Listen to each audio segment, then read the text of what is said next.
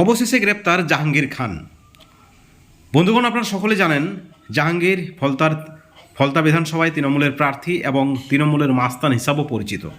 তার বিরুদ্ধে একাধিক অভিযোগ, হিন্দু মহিলাদের ধর্ষণের অভিযোগ, ধর্ষণের হুমকির অভিযোগ রয়েছে, মারপিটের অভিযোগ রয়েছে, দাদাগিরির অভিযোগ রয়েছে, আরও একাধিক অভিযোগ রয়েছে।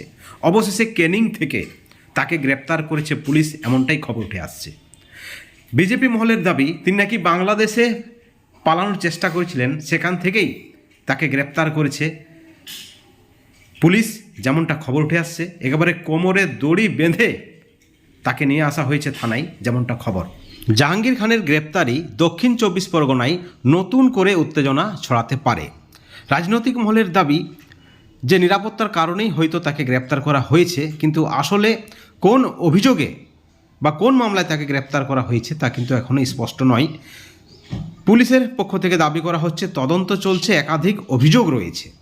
এখন প্রশ্ন, কবে জাহাঙ্গীর খানকে আদালতে তোলা হবে? এবং সেই সঙ্গে ফলতা বিধানসভায় আপনারা জানেন পুনর্নির্বাচন হবে এবং এই গ্রেপ্তারি যথেষ্টভাবে রাজনীতিকে প্রভাবিত করবে, নির্বাচনকে প্রভাবিত করবে, যেমনটা মনে করছে রাজনৈতিক মহল।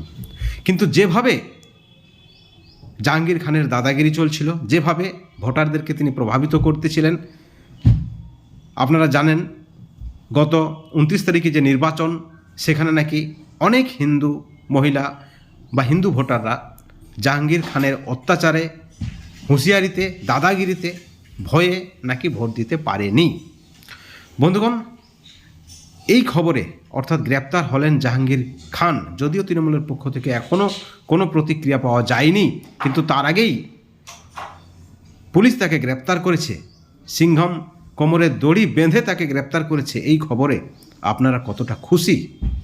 অবশ্যই আপনারা আপনাদের মতামত আমাদের চ্যানেলের কমেন্ট সেকশনে কমেন্ট করে জানাবেন এবং এই ধরনের আরও ব্রেকিং নিউজ পেতে, আপডেট পেতে আমাদের চ্যানেলে নজর রাখবেন।